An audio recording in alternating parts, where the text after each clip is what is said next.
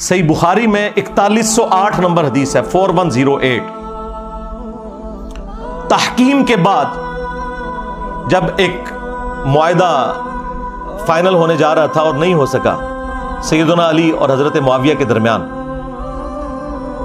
اس کے بعد جب حضرت معاویہ مدینہ شریف آئے تو انہوں نے وہاں ایک خطبہ دیا۔ بخاری کے الفاظ ہیں کہ حضرت حفصہ جو تھی، سیدہ حفصہ، حضرت عمر کی بیٹی اور عبداللہ ابن عمر کی بہن اور ام المومنین بھی، انہوں نے اپنے بھائی عبداللہ بن عمر سے کہا کہ جاؤ، حضرت معاویہ آئے ہیں تو وہ خطبہ دے رہے ہیں، تمہاری غیر موجودگی کو کہیں فتنہ نہ شمار کر لیا جائے، تو تم جا کے ان کی تقریر سنو، کیونکہ اس وقت پولیٹیکل اختلافات تو چل رہے تھے۔ تو عبداللہ بن عمر پھر وہ مجبوراً چلے گئے، اور وہاں پہ حضرت معاویہ نے تقریر کرتے ہوئے کہا کہ تم میں جو اس امر خلافت کے اندر خواہش رکھتا ہے نا، وہ اپنا سینگ اٹھائے، میں اس کے باپ سے بھی زیادہ خلافت کا حقدار ہوں، نعوذ باللہ۔ اور یہ کنایا کیا انہوں نے حضرت عبداللہ بن عمر کی طرف۔ وہ اگلی جو اس روایت کا حصہ ہے بخاری کا، وہ آپ کو کلیئر کر دے گا۔ اب یہ اتنا بڑا جملہ تھا، اب مجھے بتائیں کہ عبداللہ بن عمر کا باپ وہ ہے کہ جن کی وجہ سے رومن امپائر گری ہے اور شام مسلمانوں کے پاس آیا، اور اس شام میں بیٹھا ہوا ایک شخص امیر شام، وہ اسی کے بیٹے کو کہہ رہا ہے کہ میں تجھ سے اور تیرے باپ سے زیادہ خلافت کا حقدار ہوں۔ یہ بخاری شریف ہے جی، یہ اصول الکافی شریف نہیں ہے، ہاں یہ مولانا شریف نہیں ہے، یہ بخاری شریف ہے۔ اب عبداللہ بن عمر کو غصہ تو آیا لیکن خاموش ہو گئے، اور وہ خاموش کیوں ہوئے؟ آج بھی لوگ کہتے ہیں نا کہ جی صدیوں سے لوگ کیوں نہیں بول رہے تھے، اس زمانے میں نہیں لوگ بول سکے۔ وہ ہمارے استاد مولانا اسحاق صاحب والی بات ہے کہ ماما روزانہ حسین نہیں جم دیا، ہاں حسین ابن علی اور عبداللہ ابن عمر دونوں کی نیچرز میں فرق تھا۔ تو بعد میں ایک دوسرے صحابی کہتے ہیں عبداللہ بن عمر سے کہ آپ نے اسی وقت معاویہ کو جواب کیوں نہیں دیا جب وہ یہ کہہ رہا تھا کہ میں اس کے باپ سے بھی زیادہ خلافت کا حقدار ہوں؟ تو عبداللہ بن عمر نے کہا کہ میں نے ارادہ تو کیا کہ میں اپنی گوٹ کھولوں، یعنی وہ احتبا کر کے دونوں گھٹنوں کو یوں لے کے بیٹھے تھے، اور میں اسے اسی بھرے مجمع میں جواب دوں کہ تجھ سے زیادہ خلافت کا حقدار وہ ہے کہ جس نے تم سے اور تمہارے باپ سے جنگ کی تھی جب تم لوگ کافر تھے اور ہم لوگ مسلمان تھے، یعنی تم لوگ بعد میں مسلمان ہو کر طلقاء فتح مکہ کے موقع پر تم لوگوں نے معافی مانگ کے اسلام قبول کیا، تم لوگ آج آ کے عمر اور اس کے بیٹے کے بارے میں کہہ رہے ہو کہ ہم اس سے زیادہ خلافت کے حقدار ہیں۔ مجھے بتائیں، جو شخص یہ کہے کہ میں عمر سے زیادہ خلافت کا حقدار ہوں، اس نے علی کی خلافت کہاں سے ماننی تھی؟ یہ اب سنی شیعہ سے مسئلہ اٹھ چکا ہے جی، وہ قصاص عثمان چاہتے تھے، قصاص عثمان چاہنے والا یہ کہے گا کہ میں حضرت عمر سے زیادہ خلافت کا حقدار ہوں، تو انٹینشن تو انہوں نے خود کھول کے بتا دی۔ اچھا، تو وہ عبداللہ بن عمر کہتے ہیں میں نے ارادہ تو کیا اپنی گوٹ کھولوں اور میں سے کہوں کہ تجھ سے زیادہ خلافت کا حقدار اور تیرے باپ سے زیادہ وہ ہے کہ جن لوگوں نے تمہیں مار مار کے اسلام میں داخل کیا ہے، یعنی تم لوگ کافر تھے اور ہم نے تم سے جنگیں لڑی ہیں۔ اور امام بخاری نے یہ حدیث غزوہ خندق کے چیپٹر میں ڈالی ہے، یہ بتانے کے لیے کہ خندق کے موقع پر عبداللہ بن عمر اور حضرت عمر مسلمان تھے اور حضرت معاویہ اور ان کے والد کافر تھے، یہ اس میں سے انہوں نے رزلٹ نکالا ہے۔ اچھا، اب یہ بڑی حیران کن بات ہے، اسے آپ کرامت سمجھیں یا انٹینشنلی ایسا ہوا؟ یہ سیم الفاظ صحیح مسلم کے اندر موجود ہیں حضرت عمر کے بھی۔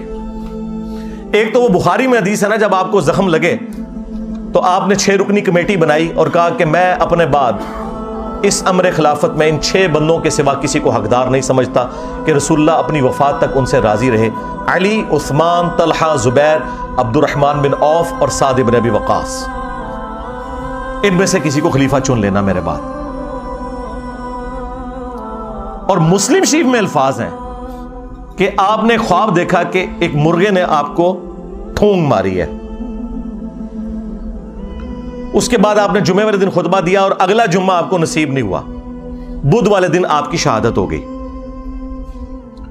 اور کہا کہ میں نے خواب دیکھی ہے اور میں نے اس کی تعبیر یہی کی ہے کہ عنقریب مجھے قتل کر دیا جائے گا، اور اگر میں اچانک مارا جاؤں تو اپنی خلافت کو ان 6 بندوں سے باہر نہ جانے دینا کہ جن سے رسول اللہ اپنی وفات تک راضی رہے۔ اس کے آگے بڑے خطرناک الفاظ ہیں کہ تم دیکھو گے کہ ان 6 بندوں کی مخالفت وہ لوگ کریں گے کہ جن کو میں نے اپنے ہاتھوں سے اسلام کے لیے مارا ہوا ہے، اور اگر وہ مخالفت میں سامنے آ جائیں تو سمجھ لینا کہ یہ لوگ اللہ کے دشمن اور کافر ہیں۔ اتنے سخت الفاظ ہیں۔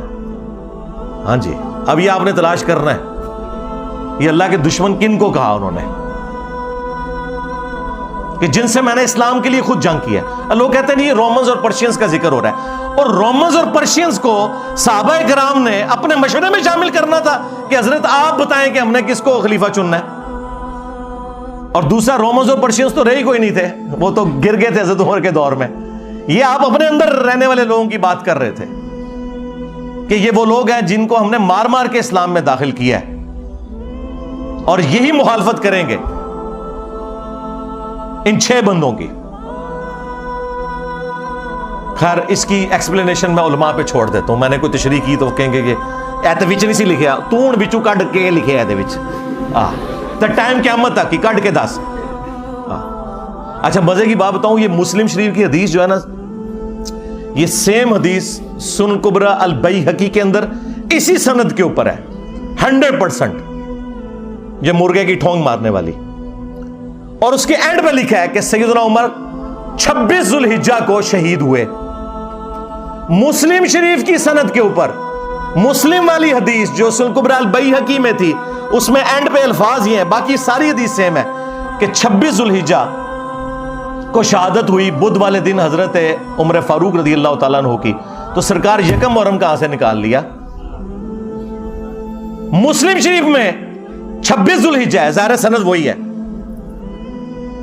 چلیں تاریخ کی بھی کتابیں اٹھائیں تو جتنی صحابہ کرام کے حالات زندگی پہ کتابیں ہیں نا، وہ 3 بڑی بڑی کتابیں ہیں۔ الاستیاب امام ابن عبد البر کی کتاب، اس کے بعد اسد الغابہ ابن اثیر کی کتاب، اور اس کی شرح الاصابہ 8000 صحابہ کے حالات زندگی ابن حجر اسقلانی کی۔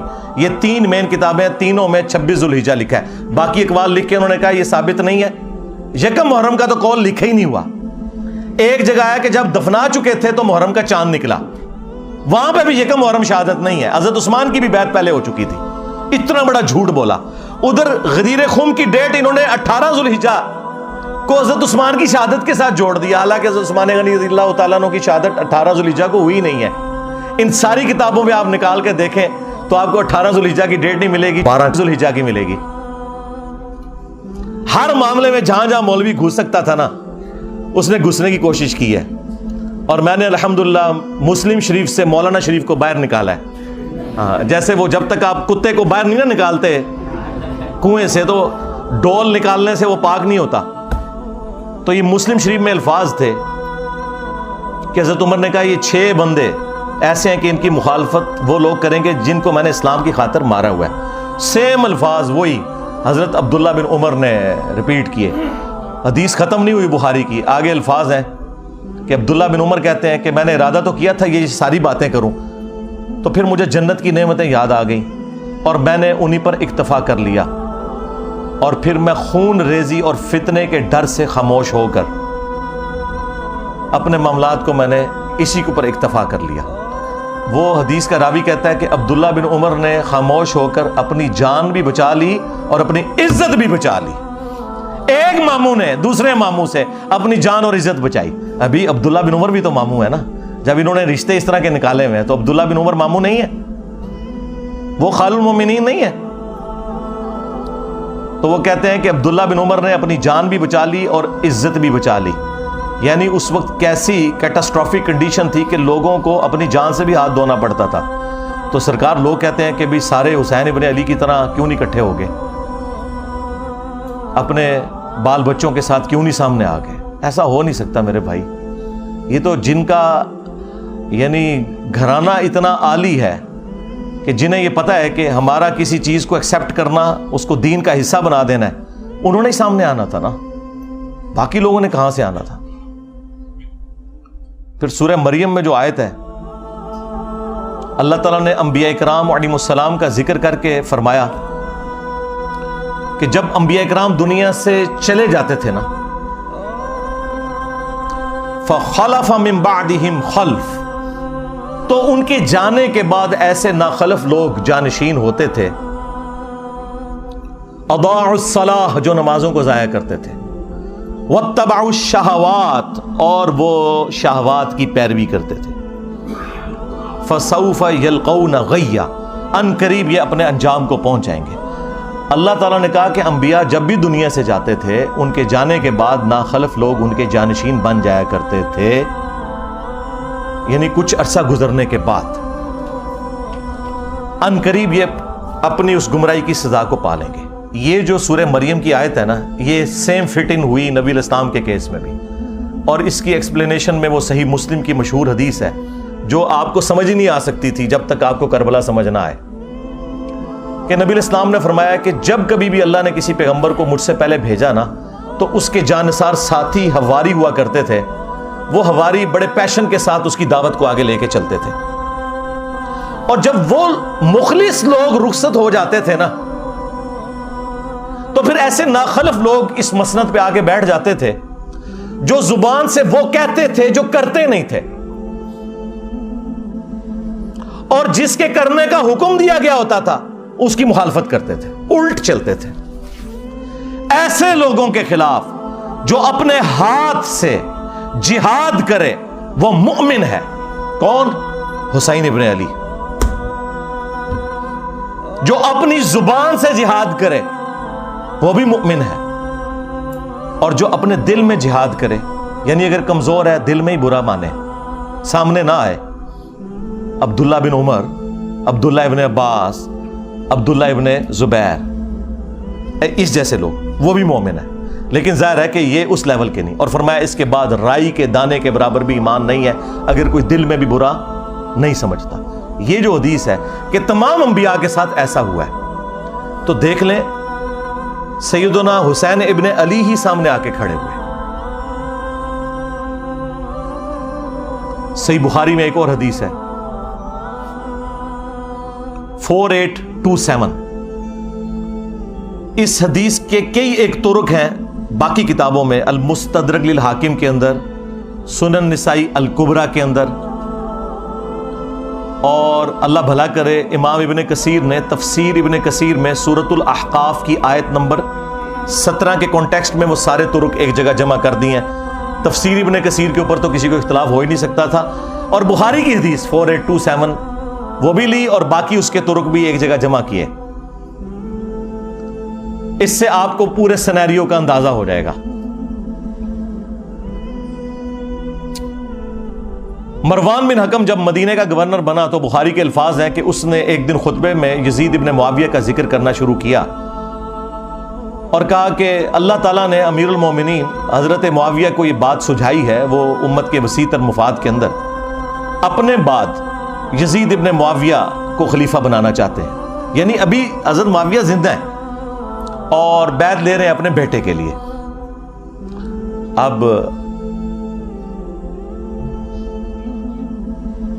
بخاری میں بس اتنے الفاظ ہیں کہ جب اس نے یہ بات کی نا تو عبد الرحمن بن ابی بکر کھڑے ہوئے اور انہوں نے کچھ کہا۔ امام بخاری نے اپنی شرافت کی وجہ سے وہ الفاظ نقل نہیں کیے، لیکن وہ الفاظ کہیں گئے نہیں ہیں، وہ حاکم کے اندر، سنن نسائی الکبریٰ میں، اور اللہ بھلا کرے تفسیر ابن کثیر میں انہوں نے سارے طرق، المعجم الکبیر طبرانی سے بھی جمع کر دیے۔ بخاری میں الفاظ ہیں کچھ کہا تو مروان نے کہا پکڑو اس کو، عبد الرحمن بن ابی بکر کو، تو وہ بھاگ کر حضرت عائشہ کے حجرے میں چھپ گئے۔ مسجد نبوی کے ساتھ ہی تھا حجرہ عائشہ، اور یہ حضرت عائشہ کے بھائی بھی لگتے تھے، اور جو ہمارے سب کانٹیننٹ میں کہا جاتا ہے نا سگے بھائی، کہ ماں اور باپ دونوں ایک، عرب میں تو باپ ایک ہونا تو سگا ہو جاتا ہے۔ یہ عبد الرحمن بن ابی بکر وہ ہیں کہ جو والدہ ہیں ان کی اور والد دونوں وہی ہیں جو سیدہ عائشہ کے والدین ہیں۔ اب اس کو غصہ تو تھا لیکن اندر تو نہیں جا سکتا تھا، تو باہر سے اس نے کہا کہ ابو بکر کے بیٹے تیرے بارے میں ہی قرآن میں آیت نازل ہوئی ہے نا، وہ ایک کافر والی آیت لگا دی پکڑ کے، توبہ توبہ. یہ ہیں آل امیہ کی چاکری کرنے والے لوگ کہ تیرے بارے میں آیت نازل ہوئی تھی نا کہ یہ کہتا ہے کہ اپنے ماں باپ کو کہتا ہے کہ تم لوگ جو مجھے یہ کہتے ہو کہ مرنے کے بعد دوبارہ زندہ کیا جاؤں گا، تو یہ اگلے لوگوں کی کہانی ہے. یہ قرآن کو جو اگلے لوگوں کی کہانیاں کہتا تھا نا ابو بکر کے بیٹے، تو ہے وہ. اب حضرت عائشہ کو بڑا غصہ آیا، انہوں نے اندر سے جواب دیا، اسکت، خاموش ہو جا. آل ابی بکر کے بارے میں کوئی اور آیات نازل نہیں ہوئی جو میری برات میں نازل ہوئی تھی، سورہ نور کی. اور بخاری کی حدیث یہاں پہ ختم ہے، لیکن جو باقی روایتیں ہیں ان میں فلنگ دی بلینکس بھی ہیں. ایک تو یہ کہ وہ عبد الرحمن بن ابی بکر نے کیا بات کی تھی کہ جو امام بخاری نے کہا کہ کچھ کہا تو اس نے کہا پکڑو اس کو. ظاہر ہے کو چوبے والی گل کی تھی ہے نا. ہاں، انہیں کیا سی کہ سیدھی طرح کہہ کہ تیرا امیر المومنین کیسر و کسرا کے طریقے پہ چلنا چاہتا ہے، ابو بکر اور عمر کے طریقے پر نہیں. کیونکہ اس نے یہ کہا تھا کہ بھئی ابو بکر نے بھی تو عمر کو اپنے بعد خلافت کے منصب پر چھوڑا تھا نا، تو ہمارے امیر المومنین بھی چاہتے ہیں کہ یزید کو چھوڑ دیں. بھئی یزید تو ان کا بیٹا ہے، اور حضرت ابو بکر کا بیٹا تو عبد الرحمن بن ابی بکر سامنے بیٹھا تھا، اس کو تو نہیں بنایا تھا. تو اس کو تو غصہ آنا تھا کہ بھی میں تو کوئی خلیفہ نہیں ہوں، اور تم مثال کون سی دے رہا ہے، کدھر سے جوڑ کے کون سی بات فٹ کر رہا ہے. تو ان کا سیدھی طرح کیا کیسر و کسرا کے طریقے پہ چل رہے ہو. رومنز اور پرشینز وہ بادشاہ اپنے بیٹوں کو نامزد کیے کرتے تھے. اب یہ بات اس کو لگ گئی، ان کا پکڑو انہوں. اور وہاں پہ تو ہے نا کہ حضرت عائشہ نے کہا خاموش ہو جا. آل ابی بکر کے بارے میں تو سورہ نور نازل ہوئی ہے. باقی کتابوں میں حافظ ابن کثیر نے نقل کیا کہ پھر حضرت عائشہ نے اس کو پھر ایک پھکی نہیں پھکا دیا اور کہا مروان تیرے بارے میں اللہ کے نبی علیہ السلام نے فرمایا تھا جب تو اپنے باپ کی پشت میں تھا کہ حکم پر لعنت، اس کی اولاد پر لعنت، تو اسی لعنت کا ٹکڑا ہے. اور نظر آ گیا اس سے آپ کو یہ سارے کے سارے معاملات کلیئر ہو جائیں گے. یعنی یہ سٹیپ وائز چیزیں چلی ہیں، اور یہ میں تو آپ کو بخاری شریف بیان کر رہا ہوں.